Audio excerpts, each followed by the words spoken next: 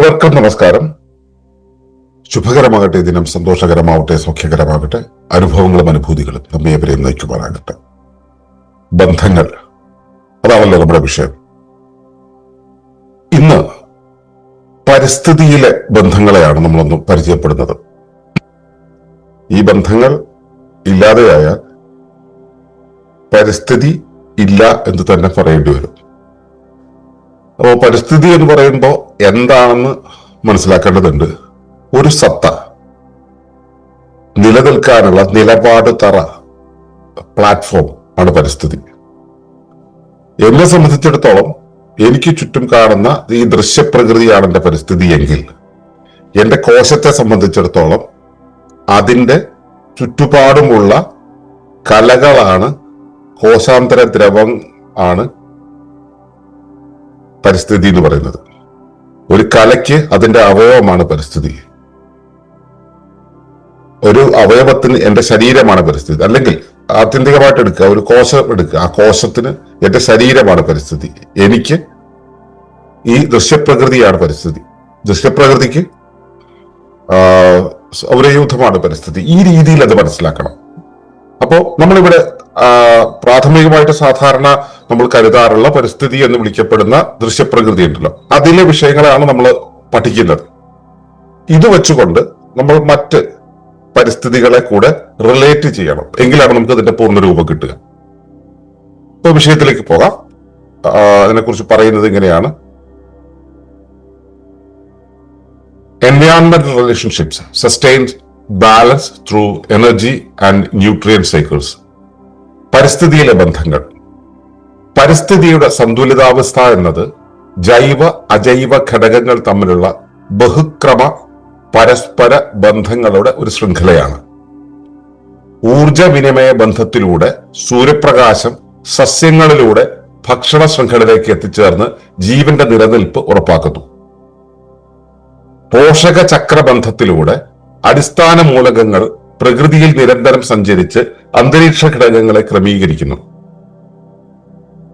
പരാഗണവും മ്യൂച്വലിസവും പോലുള്ള സഹജീവന ബന്ധങ്ങൾ സസ്യങ്ങളുടെ പ്രത്യുൽപാദനത്തിനും ജീവികളുടെ അതിജീവനത്തിനും സഹായിക്കുന്നു. വേട്ടയാടൽ പോലുള്ള പാരിസ്ഥിതിക നിയന്ത്രണ ബന്ധങ്ങൾ ജീവികളുടെ എണ്ണത്തിൽ സന്തുലിതാവസ്ഥ നിലനിർത്താൻ സഹായിക്കുന്നു. വിഘടന പ്രക്രിയ വഴി മണ്ണിലേക്ക് പോഷകങ്ങൾ തിരിച്ചെത്തിച്ച് മാലിന്യ സംസ്കരണവും ജൈവ ചംക്രമണവും നടക്കുന്നു. ഈ വിവിധ ബന്ധങ്ങൾ ഒത്തുചേർന്ന് പ്രവർത്തിക്കുമ്പോഴാണ് പ്രകൃതിയിലെ ഊർജവും പോഷകങ്ങളും സന്തുലിതമായി നിലനിൽക്കുകയും ഭൂമിയിലെ ജീവജാലങ്ങൾക്ക് സുസ്ഥിരമായ ഒരു അന്തരീക്ഷം ഒരുങ്ങുകയും ചെയ്യുന്നത്. ഓരോ ബന്ധവും മറ്റൊന്നിനെ ആശ്രയിച്ച് നിൽക്കുന്ന ഈ ബന്ധശൃംഖലയുടെ പൂർണ്ണതയാണ് പരിസ്ഥിതിയുടെ നിലനിൽപ്പിന്റെ അടിത്തറ. അപ്പോൾ ഇതാണ് നമ്മുടെ വിഷയം. അപ്പോൾ പരിസ്ഥിതി എന്ന് പറയുമ്പോൾ ഏതൊരു സത്തയും നിൽക്കുന്ന നിലപാട് തറ, അതിന്റെ ബേസ് പ്ലാറ്റ്ഫോം എന്ന് പറയുന്നതാണ്. കോശത്തിന് കലകളാണ്, അല്ലെങ്കിൽ ഒരു കോശത്തിന് ശരീരമാണ് പരിസ്ഥിതി. ഞാൻ നിൽക്കുന്ന ദൃശ്യപ്രകൃതിയാണ് പരിസ്ഥിതി. അതുപോലെ തന്നെ ഭൂമിക്ക് ഈ സൗരയൂഥമാണ്, അല്ലെങ്കിൽ പ്രപഞ്ചമാണ് പരിസ്ഥിതി. ഈ രീതിയിൽ ഇത് മനസ്സിലാക്കണം.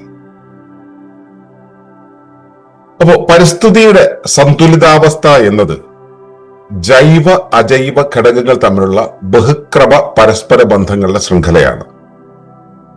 എന്താണ് ഈ ബഹുക്രമം എന്ന് പറയുന്നത്? നമുക്കിപ്പോ ഫുഡ് ചെയിനെ കുറിച്ച് നമ്മൾ പഠിച്ചിട്ടുണ്ട്. ഫുഡ് ചെയിൻ, സൂക്ഷ്മജീവികള് ആഗിരണം, അല്ലെങ്കിൽ സൂക്ഷ്മാംശങ്ങൾ, ജൈവ സൂക്ഷ്മാംശങ്ങളെ ആഗിരണം ചെയ്തുകൊണ്ട് സസ്യങ്ങൾ വളരുന്നു. സസ്യങ്ങളെ ആഗിരണം ചെയ്തുകൊണ്ട്, സസ്യങ്ങളെ ഭക്ഷിച്ചുകൊണ്ട് മറ്റേ കാർണിവോർസ് വളരുന്നു. സസ്യങ്ങള് ആണ് ഈ പ്രകൃതിയിലുള്ള മറ്റേ താഴെ വീണ് കിടക്കുന്ന ഭൂമിക്ക് അടിയിലുള്ള സാധനങ്ങളൊക്കെ എടുത്തുകൊണ്ട് വരുന്ന സസ്യങ്ങളാണ്. ഈ സസ്യങ്ങളെ ഭക്ഷിച്ചുകൊണ്ട് കാർണിവോറസ് വളരുന്നു. കാർണിവോറസിനെ മാനേജ് ചെയ്യാൻ അതിലും വലിയ മറ്റേ പ്രൊഡേറ്റേഴ്സ് വർക്ക് ചെയ്യുന്നു. ഈ രീതിയിൽ ഒരു ശൃംഖല നമുക്ക് കാണാം. ആ ശൃംഖലയെ നമ്മളിങ്ങനെ വരച്ചു വെക്കുകയാണെങ്കിൽ അതൊരു ക്രമത്തിലാണ്. അതാണ് ഒരു ക്രമം. വേറൊരു ക്രമം ഇപ്പോ വെള്ളം ആവിയായി പോകുന്നു, ആവി അടുത്ത സ്റ്റേജിലേക്ക് പോകുന്നു, അവിടെ നിന്ന് ഇങ്ങനെ വന്നിട്ട് പിന്നെ ആവി തണുക്കുന്നു, തണുത്തതിന് ശേഷം മഴയായി വരുന്നു. ഇതൊരു ക്രമമാണ്. ഈ ആദ്യം പറഞ്ഞ ക്രമവും രണ്ടാമത് പറഞ്ഞ ക്രമവും രണ്ടു തരം ക്രമങ്ങളാണ്. ഈ രണ്ട് ക്രമങ്ങളും ഒരേ ഇടത്ത് നിലനിൽക്കുന്ന അവസ്ഥയാണ് ബഹുക്രമം എന്ന് പറയുന്നത്. അതിന് ഇംഗ്ലീഷിൽ സാധാരണ കോംപ്ലക്സിറ്റി എന്ന് പറയും. നമ്മളതിനെ സാധാരണ പരിഭാഷപ്പെടുത്താറ് സങ്കീർണത എന്നാണ്. സങ്കീർണത എന്നുള്ളതല്ല അതിനർത്ഥം. സങ്കീർണത കോംപ്ലക്സിറ്റി അല്ല, കോംപ്ലിക്കേറ്റഡ് ആയിട്ടുള്ള സ്റ്റേറ്റ് ആണ്. കോംപ്ലക്സിറ്റി എന്ന് വെച്ചാൽ ബഹുക്രമങ്ങൾ ഒരുമിച്ച് മേളിക്കുന്നതാണ്. നമ്മുടെ ശരീരം ഒരു ബഹുക്രമ സമ്മേളനമാണ്. അതുപോലെ തന്നെ പരിസ്ഥിതി എന്ന് പറയുന്ന ഒരു ബഹുക്രമ സമ്മേളനമാണ്. അപ്പോ ബഹുക്രമ പരസ്പര ബന്ധങ്ങൾ നമ്മൾ പലതരം ബന്ധങ്ങളെ കുറിച്ച് പഠിച്ചു. അത്തരത്തിലുള്ള പലതരം ബന്ധങ്ങളുടെ പരസ്പര മേളനമാണ്, അത്തരത്തിലൊരു ശൃംഖലയാണ് ഈ പരിസ്ഥിതിയുടെ സന്തുലിതാവസ്ഥ മെയിൻറ്റെയിൻ ചെയ്യുന്നത്. ഒരു ക്രമമല്ല, മൾട്ടിപ്പിൾ ആയിട്ടുള്ള ക്രമങ്ങൾ ഒരു സ്ഥലത്ത് നിന്ന് ആണ് ഇത് സന്തുലിതാവസ്ഥ മെയിൻറ്റെയിൻ ചെയ്യുന്നത്. അത് ജൈവ വസ്തുക്കളുണ്ട്, അതിനകത്ത് അജൈവ വസ്തുക്കളുണ്ട്. എന്താണ് ജൈവ വസ്തു എന്ന് വെച്ച് കഴിഞ്ഞാൽ സ്വയം നിയന്ത്രിക്കുന്ന സംവിധാനങ്ങൾ. അജൈവ വസ്തു എന്ന് വെച്ചാൽ സ്വയം നിയന്ത്രിക്കില്ല, മറ്റുള്ളവയുടെ സ്വാധീനത്താൽ നിയന്ത്രിക്കപ്പെടുകയും ചെയ്യും. കാരണം അതൊരു ജൈവ വ്യവസ്ഥയ്ക്കകത്താണ് നിൽക്കുന്നത്. ഒരു കല്ല്, ഇപ്പോ ഇതില് ഈ പ്രോഗ്രാമിൽ പങ്കെടുക്കുന്ന പ്രപഞ്ച ചെറുതായിരുന്ന സമയത്ത് വയനാട്ടിലെ ഒരു കാട്ടിലൂടെ നടക്കുന്ന സമയത്ത് ചോദിച്ചു, ഒരു കല്ലെടുത്ത് വെച്ചിട്ട്, ഒരു സഹവാസ പരിപാടിയായിരുന്നു, അച്ഛാ ഈ കല്ലിന് ജീവനുണ്ടോ എന്ന്. കല്ലെടുത്തു വെച്ചിട്ട് ചോദിക്കുന്നതാണ്, നടന്നുകൊണ്ടിരിക്കുക. അപ്പൊ ഞാൻ പറഞ്ഞു, കല്ല് മാത്രമായിരിക്കുമ്പോൾ ജീവനില്ല, പക്ഷെ അത് മോളുടെ കയ്യിലിരിക്കുന്ന സമയത്ത് അത് ചലിച്ചുകൊണ്ടിരിക്കുകയാണ്. അത് പലതരം മാറ്റങ്ങൾക്ക് വിധേയമാകുന്നു. അത് ഈ മോളുടെ കയ്യിലിരിക്കുമ്പോൾ, അത് നമ്മുടെ കയ്യിലിരിക്കുമ്പോൾ, നമ്മുടെ പ്രകൃതിയുടെ കയ്യിലിരിക്കുമ്പോൾ, വനത്തിലെ മറ്റ് ജീവജാലങ്ങളുടെ കയ്യിലിരിക്കുമ്പോൾ, അവയുടെ സ്വാധീനത്തിനനുസരിച്ചായിരിക്കുമ്പോൾ അതിന് ജീവനുണ്ടെന്ന് പറയേണ്ടി വരും. കാരണം അതൊരു ജൈവ സംവിധാനത്തിന്റെ ഭാഗമായിട്ടാണ് ഇരിക്കുന്നത്. അപ്പോ ഈ അജൈവ ഘടകങ്ങൾ എന്നുള്ളത് ഒരു ജൈവ സംവിധാനത്തിന്റെ ഭാഗമായി നിൽക്കുമ്പോൾ അതിനും പ്രവർത്തന സ്വഭാവം വരുന്നുണ്ട്. അങ്ങനെയുള്ള ഒട്ടേറെ ജൈവ വസ്തുക്കള്, അജൈവ വസ്തുക്കള്, ഇങ്ങനെയുള്ള ഘടകങ്ങളെല്ലാം കൂടെ ചേർന്നിട്ടുള്ള പ്രവർത്തനങ്ങളുടെ ബഹുക്രമ പരസ്പര ബന്ധങ്ങളുടെ ശൃംഖലയാണ് പരിസ്ഥിതിയുടെ സന്തുലിതാവസ്ഥ നിലനിർത്തുന്നത്. അതിന് ആദ്യമായിട്ട് പറഞ്ഞത് ഊർജ വിനിമയ ബന്ധമാണ്. ഊർജം സൂര്യപ്രകാശത്തിൽ നിന്ന് നമുക്ക് ജനറലി കിട്ടുന്നുണ്ട്. എല്ലാത്തിലും ഊർജം ലീനമാണ്, പക്ഷെ അതിനെ ട്രിഗർ ചെയ്യാനുള്ള പൊട്ടൻഷ്യാലിറ്റി എന്നുള്ള സംഭവം കിട്ടുന്നത്, പൊട്ടൻഷ്യൽ ഡൈനാമിസം അല്ലെങ്കിൽ ഒരു മൊബിലിറ്റി എന്നുള്ള സംഭവം കിട്ടുന്നത് സൂര്യപ്രകാശത്തിലാണ്. സൂര്യപ്രകാശം സസ്യങ്ങളിലൂടെ ഭക്ഷ്യശൃംഖലയിലേക്ക് എത്തിച്ചേർന്നിട്ട് ജീവന്റെ നിലനിൽപ്പ് ഉറപ്പാക്കുന്നു. അതെങ്ങനെയാണ്? സൂര്യപ്രകാശത്തെ എടുത്തുകൊണ്ട് സസ്യങ്ങൾ ക്ലോറോഫിൽ ഉണ്ടാക്കും.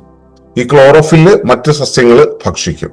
സൂര്യപ്രകാശത്തിൽ നിന്ന് ഊർജത്തെ എടുത്ത് അന്തരീക്ഷത്തിലെ കാർബൺ ഡൈ ഓക്സൈഡും വലിച്ചെടുത്തിട്ട് ഇത് ഉണ്ടാകുന്നു എന്ന് പറയുമ്പോൾ നമ്മുടെ വിചാരം എന്ന് വെച്ചാൽ ഈ സൂര്യപ്രകാശം അങ്ങനെ സസ്യങ്ങളിലേക്ക് വരുന്നു എന്നുള്ള. സസ്യങ്ങൾ ആ സസ്യത്തെ നിർമ്മിക്കുന്നത് അന്തരീക്ഷത്തിൽ നിന്നാണെന്ന് പറയുന്നു. അത് മാത്രമാണോ? അല്ല. സസ്യങ്ങള് സൂക്ഷ്മജീവികളെ ആശ്രയിച്ചാണ് നിലനിൽക്കുന്നത്. സൂക്ഷ്മജീവികൾ മാത്രമല്ല, സസ്യങ്ങൾ ഭൂമിക്കകത്തേക്ക് ചെന്ന് വേരുകളകത്തേക്കിട്ട് ഭൂമിക്കടിയിലുള്ള മൂലകങ്ങളെ സ്വീകരിച്ച് വെളിയിലേക്ക് കൊണ്ടുവന്ന് അതിനെ ഒരു പൂർണ്ണ സത്തയായിട്ട് മാറ്റും. സസ്യത്തെ പൂർണ്ണ സസ്യത്തിന്റെ ഇലകളെയൊക്കെ ഒരു പൂർണ്ണ പോഷകങ്ങളാക്കി മാറ്റുന്നു. ഈ പോഷകങ്ങളാണ് പിന്നീട് താഴെ വീണ് അടുത്ത സസ്യങ്ങൾക്ക് വളമാകുന്നത്. ഈ വിധത്തിലൊരു പ്രക്രിയ കൂടെ അവിടെ സസ്യങ്ങൾ നടത്തുന്നുണ്ട്. അപ്പോ ഞാനിപ്പോ പറഞ്ഞ ബന്ധം സൂര്യപ്രകാശത്തിൽ നിന്ന് സ്വീകരിക്കുന്നു എന്നുള്ളത് മാത്രമല്ല, ആ സ്വീകരിച്ചു കഴിഞ്ഞിട്ട് അത് ചെയ്യാം. സൂര്യപ്രകാശത്തിലെ ഊർജം ചെയ്യുന്നത് എന്താണ്? ഭൂമിക്കടിയിലുള്ള മൂലകങ്ങളെ വെളിയിലേക്ക് കൊണ്ടുവരുന്നു. അത് മറ്റു ജീവജാലങ്ങളിലേക്ക് പകരുന്നു. അത് അവിടുത്തെ സസ്യജാലങ്ങളെ മറ്റു ജീവജാലങ്ങൾ ഭക്ഷിക്കുന്നു. ആ മറ്റു ജീവജാലങ്ങളെ വേറെ ജീവജാലങ്ങൾ ഭക്ഷിക്കുന്നു. ഈ രീതിയിലുള്ള ഒരു ശൃംഖല, ഭക്ഷണത്തിന്റെ ഒരു ശൃംഖല ഉണ്ടാവുന്നുണ്ട്. ഈ ഭക്ഷണത്തിന്റെ ശൃംഖല എന്ന് പറയുമ്പോൾ ഇവിടെ പുതുതായിട്ട് വരുന്ന ആളുകൾക്ക് മനസ്സിലാകാൻ വേണ്ടി പറയാം, എന്താണ് ഭക്ഷണം എന്ന് വെച്ച്. ആഹാരം എന്ന് നമ്മൾ വേറൊരു രീതിയിൽ പറയും അല്ലെ? ആഹാരം, ഹരിക്കുന്നത്, തിന്നില്ലാതെയാക്കുന്നത്.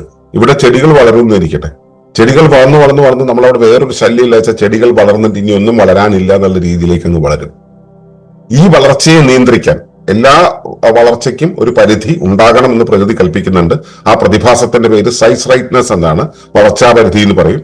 ആ വളർച്ചാ പരിധി നിയന്ത്രിക്കാനായിട്ട് ആണ് മറ്റു ജീവജാലങ്ങൾ അതിനെ ഭക്ഷിക്കുന്നത്. അല്ലാതെ ജീവിയുടെ നിലനിൽപ്പിന് വേണ്ടി ഭക്ഷിക്കുന്നു എന്നുള്ളതല്ല, ആ സസ്യങ്ങളെ ഇല്ലാതാക്കാൻ വേണ്ടിയാണ് അത് ഭക്ഷിക്കുന്നത്. അങ്ങനെ നോക്കുമ്പോൾ സസ്യങ്ങൾ, ആ ജീവിക്ക് നിലനിൽക്കണമെങ്കിൽ ഈ സസ്യങ്ങൾ ആവശ്യമാണ് എന്നുള്ളൊരു തിരിച്ചൊരു പ്രയോഗം നമുക്ക് നടത്താൻ പറ്റും. നമ്മൾ അതിലാണ് വിശ്വസിക്കുന്നത്. നമ്മുടെ നിലനിൽപ്പിന് വേണ്ടിയാണ് ഇവിടുത്തെ ഭക്ഷണം ഒക്കെ എന്ന്. ഇവിടുത്തെ ഭക്ഷണം ഉണ്ടാക്കിയത് ക്രമീകരിക്കാൻ വേണ്ടിയാണ്. ഇത് തമ്മിലുള്ള ഒരു ബഹുക്രമ ബന്ധമുണ്ട്, വിപരീത ക്രമത്തിൽ ഒരു ബന്ധമുണ്ട്. അപ്പൊ ഇത്തരത്തിലുള്ള ഒരു ബഹുക്രമ ബന്ധത്തിന്റെ ഒരു ശൃംഖലയാണ് ജീവന്റെ നിലനിൽപ്പ് ഉറപ്പാക്കുന്നത്. ഭൂമിയിലെ ജീവന്റെ നിലനിൽപ്പ് ഉറപ്പാക്കുന്നത് ഈ ഭക്ഷ്യ ശൃംഖലയിലൂടെയുള്ള ഊർജ വിനിമയ ബന്ധമാണ്. ഇത് നമ്മുടെ ശരീരത്തിൽ കാണാൻ കഴിയും. പോഷകങ്ങള്, മെറ്റാബോളിസം, ഇവയെല്ലാം കൂടെ ചേർന്നുകൊണ്ടുള്ള ഇപ്പോ നമ്മൾ ഒരു പോഷകം കഴിക്കുന്നു, ശ്വസിക്കുന്നു, അന്തരീക്ഷത്തിലൂടെ നമുക്ക് ലഭിക്കുന്ന അയണൈസ്ഡ് ഓക്സിജൻ, സൂര്യപ്രകാശത്തിൽ അയണീകരിക്കപ്പെട്ടുള്ള ഓക്സിജൻ നമ്മുടെ ശരീരത്തിനകത്തേക്ക് പോകുന്നു. ശരീരത്തിനകത്ത് ചെന്ന് കഴിഞ്ഞിട്ട് അത് നെർവ്സ് വഴി ശരീരത്തിന്റെ എല്ലാ ഭാഗത്തേക്കും എത്തിക്കുന്നു. അവിടേക്ക് നമ്മൾ കഴിക്കുന്ന ഭക്ഷണം കഴിക്കുന്നുണ്ടെങ്കിൽ ആ ഭക്ഷണം ശരീരത്തിന്റെ വിവിധ ഭാഗങ്ങളിലേക്ക് എത്തിച്ചു കഴിഞ്ഞിട്ട് അതാത് കോശങ്ങളിലേക്ക് എത്തുന്ന സമയത്ത് ഇവയെല്ലാം ചേർന്നിട്ട് മൈറ്റോകോൺട്രിയയിൽ എത്തിയിട്ട് അവിടെ ഊർജ്ജ വിസ്ഫോടനം നടത്തിയിട്ട് അവിടെ നിന്ന് ഊർജ്ജം വെളിവാകുന്നു. പോഷകങ്ങൾ പുനർനിർമ്മിതിക്കായിട്ട് ഉപയോഗിക്കുന്നു. ഈ വിധത്തില് ഒരു ചാക്രികത അവിടെ സംഭവിക്കുന്നുണ്ട്. ഇത് ഭക്ഷണ ശൃംഖലയുടെ അതേ പ്രോസസ് തന്നെയാണ് നടക്കുന്നത്. അപ്പോ ഈ പോഷക ചക്ര ബന്ധത്തിലൂടെ അടിസ്ഥാന മൂലകങ്ങൾ പ്രകൃതിയിൽ നിരന്തരം സഞ്ചരിച്ച് അന്തരീക്ഷ ഘടകങ്ങളെ ക്രമീകരിക്കുന്നു. ഈ ഊർജ്ജ വിനിമയം പറഞ്ഞതുപോലെ തന്നെ പോഷകങ്ങളുടെ ഘടകങ്ങൾ ശരീരത്തിലെത്തിയപ്പോൾ ഞാൻ പറഞ്ഞു, ഊർജം ഈ ശ്വാസത്തിലൂടെ അകത്തേക്ക് കയറുന്ന സമയത്ത് നമ്മൾ പോഷകങ്ങളിലൂടെയും ശരീര നിർമ്മിതിക്കുള്ള ഘടകങ്ങളെ വിന്യസിക്കുന്നു.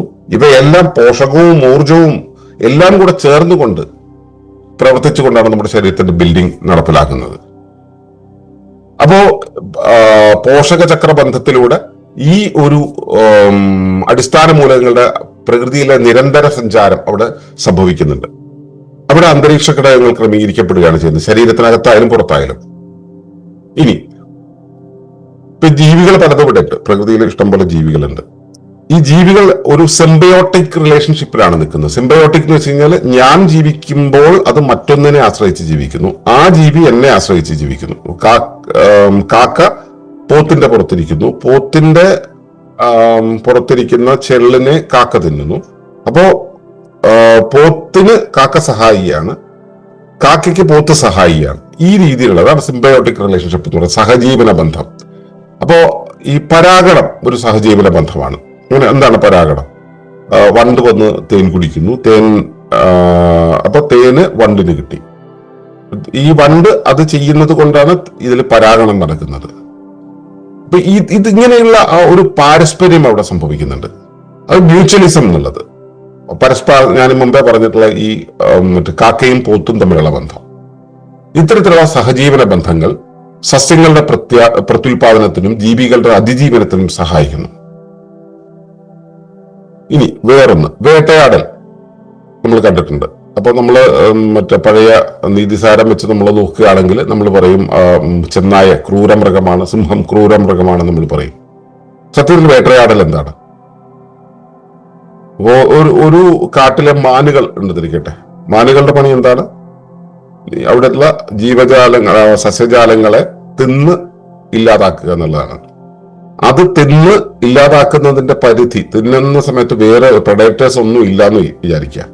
ഈ മാനുകളുടെ എണ്ണം അങ്ങ് നിപ്പിലങ്ങ് വർദ്ധിക്കുമ്പോൾ ഒടുവിൽ ഉണ്ടാവുന്ന സംഭവം എന്താ? കാട് തന്നെ ഇല്ലാതെയാവും.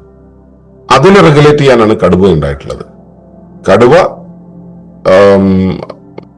മാനുകളുടെ എണ്ണം കൂടുന്ന സമയത്ത് കടുവകളുടെ എണ്ണം കൂടും, കടുവകളുടെ എണ്ണം കൂടുന്ന സമയത്ത് മാനുകളുടെ എണ്ണം കുറയും, മാനുകളുടെ എണ്ണം കുറയുന്ന സമയത്ത് കാടിന്റെ അളവ് കൂടും. കാടിന്റെ അളവ് കൂടുന്ന സമയത്ത് മാനിന്റെ എണ്ണം കൂടും.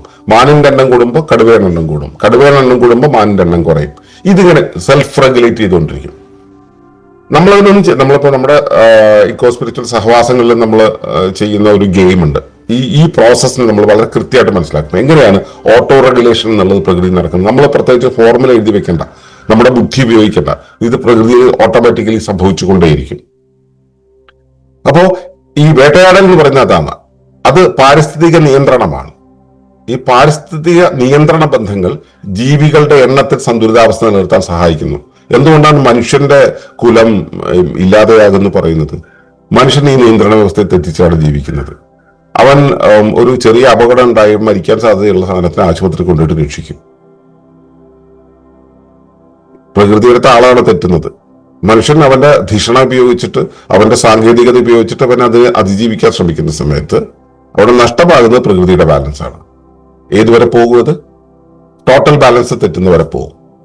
ടോട്ടൽ ബാലൻസ് തെറ്റിക്കഴിഞ്ഞിട്ട് ആരാണോ തെറ്റിച്ച സ്പീഷീസിനെ ഇല്ലാതാക്കി കഴിഞ്ഞാൽ വീണ്ടും പ്രകൃതി പുനഃസ്ഥാപനം നടത്തും. പ്രകൃതി വീണ്ടും തുടരും. മനുഷ്യനുണ്ടാവില്ല അവിടെ. അപ്പോ ഈ വിധത്തിലുള്ള പാരിസ്ഥിതിക നിയന്ത്രണ ബന്ധങ്ങൾ സന്തുലിതാവസ്ഥ നിലനിർത്തുന്നുണ്ട്. ഇനി അതുപോലെ വിഘടന പ്രക്രിയ വഴി മണ്ണിലേക്ക് പോഷകങ്ങൾ തിരിച്ചെത്തി മാലിന്യ സംസ്കരണവും ജൈവചക്രവും നടക്കുന്നു. അല്ലെ, നമ്മൾ ജീവി മരിക്കുന്നു, അല്ലെങ്കിൽ എന്താ പറയുക, ഒരു ചെടി വീഴുന്നു, ഇതെല്ലാം മണ്ണിലേക്ക് എത്തുന്നു. മണ്ണിലേക്ക് എത്തുമ്പോൾ സൂക്ഷ്മജീവികൾ ഇതിനെ വിഘടിപ്പിച്ച് മറ്റ് ജീവികൾക്ക് വളമാക്കി മാറുന്നു. മാത്രമല്ല, ഈ താഴെ വീഴുന്ന മണ്ണിലേക്ക് എത്തുന്ന ജൈവവസ്തുക്കളെല്ലാം തന്നെ മാലിന്യങ്ങൾ എന്നുള്ള രൂപത്തിലാണ് പലപ്പോഴും ഫീൽ ചെയ്യുക. അപ്പൊ ഒരു ജീവി ചത്ത് വീണിട്ടുണ്ടെങ്കിൽ ഭയങ്കര ദുർഗന്ധമായിരിക്കും. കുറച്ച് ദിവസത്തിനുള്ളിൽ ഈ സാധനം കാണാതാവും. സൂക്ഷ്മജീവികളെല്ലാം കൂടെ അതിനെ ഇല്ലാതെയാക്കും. അപ്പൊ ഇതൊരു പരസ്പര ബന്ധമാണ്. അങ്ങനെ വിവിധ ബന്ധങ്ങൾ ഒത്തുചേർന്ന് പ്രവർത്തിക്കുമ്പോഴാണ് പ്രകൃതിയിലെ ഊർജവും പോഷണവും സന്തുലിതമായി നിലനിൽക്കുകയും ഭൂമിയിലെ ജീവജാലങ്ങൾക്ക് സുസ്ഥിരമായ ഒരു അന്തരീക്ഷം ഒരുങ്ങുകയും ചെയ്യുന്നത്. അത് നിങ്ങൾക്ക് മനസ്സിലായിട്ടുണ്ടാവും. ഊർജം, പോഷണം, number of species, number of members in a species, ഇങ്ങനെയുള്ള ഒരുപാട് ഘടകങ്ങളെ ഈ മ്യൂച്വൽ ആയിട്ടുള്ള ഈ ഒരു ബന്ധം ഉപയോഗിച്ചിട്ട്, ഇവ തമ്മിലുള്ള ബഹുക്രമമായിട്ടുള്ള ബന്ധങ്ങൾ ഉപയോഗിച്ചുകൊണ്ട് ആണ് നമ്മൾ ഒരു സസ്റ്റൈനബിൾ ആയിട്ടുള്ള ഒരു എൻവയോൺമെന്റ് ഉണ്ടാവുന്നത്. ഈ എൻവയോൺമെന്റ് ഉണ്ടെങ്കിലേ നമുക്ക് നിലനിൽക്കാൻ കഴിയുള്ളൂ. അപ്പോൾ ഇവിടെ ബഹുക്രമത്തിലുള്ള പലതരം ബന്ധങ്ങൾ ഇവിടെ ഉണ്ടായി വരുന്നുണ്ട്. ആ ബഹുക്രമ ബന്ധങ്ങൾ എല്ലാം കൂടെ ചേർന്നുകൊണ്ടാണ് ഒരു ബന്ധം മറ്റൊരു ബന്ധത്തെ ആശ്രയിക്കുക, ആ ബന്ധം വേറൊരു ബന്ധത്തെ ആശ്രയിക്കുക, അല്ലെങ്കിൽ ഇവയെല്ലാം തമ്മിൽ പരസ്പരം ആശ്രയിക്കുന്ന ഒരു ബന്ധശൃംഖലയുടെ പൂർണ്ണതയാണ് പരിസ്ഥിതിയുടെ നിലനിൽപ്പിന്റെ അടിത്തറ. പരിസ്ഥിതി എന്ന് പറയുന്നത് നമ്മുടെ നിലനിൽപ്പിന്റെ അടിത്തറയാണ്. ആ പരിസ്ഥിതിയുടെ നിലനിൽപ്പിന്റെ അടിത്തറ എന്ന് പറയുന്നത് ഈ ബന്ധശൃംഖലയാണ്. ബഹുബന്ധങ്ങളുടെ, ബഹുക്രമങ്ങളുടെ ആ ശൃംഖലയിലൂടെയാണ് നിലനിൽക്കുന്നത്. ഇപ്പൊ ഈ വിഷയം കഴിയുമെങ്കിൽ അടുത്ത വാരം കുട്ടികളുടെ ഭൂമിയിലും കൂടെ ഒന്ന് അവതരിപ്പിച്ചാൽ നന്നായിരിക്കും. കുട്ടികൾക്ക് വളരെ യൂസ്ഫുൾ ആയിരിക്കും ഇത്. ഇപ്പോ നിങ്ങളുടെ ശ്രദ്ധ നിങ്ങളുടെ ചുറ്റുമുള്ള പരിസ്ഥിതിയിലെ ബന്ധങ്ങളെ നിരീക്ഷിക്കുന്നതിലേക്ക് ക്ഷണിച്ചുകൊണ്ട് ഇന്ന് ഇവിടെ നിർത്തുകയാണ്. നന്ദി, നമസ്കാരം. തുടർന്ന് കാണുന്നതിന് മുമ്പായി ഈ വിഷയം ഇഷ്ടമായെങ്കിൽ ഒന്ന് ലൈക്ക് ചെയ്യുക, കമന്റ് ചെയ്യുക, ഷെയർ ചെയ്യുക. നിങ്ങൾ പ്രകൃതിയെ ഇഷ്ടപ്പെടുന്നുവെങ്കിൽ ഈ ചാനൽ ഒന്ന് സബ്സ്ക്രൈബ് ചെയ്യുക.